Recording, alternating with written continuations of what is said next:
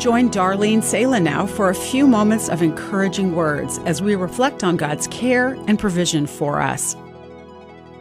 One of King Solomon's favorite topics in the book of Proverbs is women.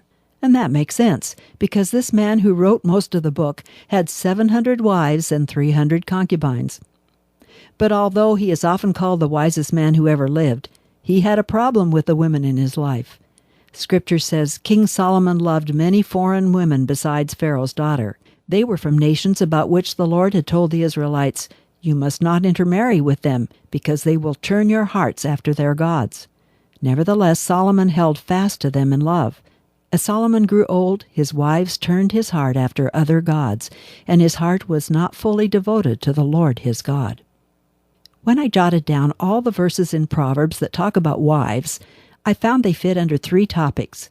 The first is the wayward wife. He says she has a smooth tongue and seductive words, and she is like decay in her husband's bones. Solomon calls her a narrow well, indicating that in the long run, a relationship with her does not satisfy. The next type of wife Solomon deals with is the quarrelsome or ill-tempered wife.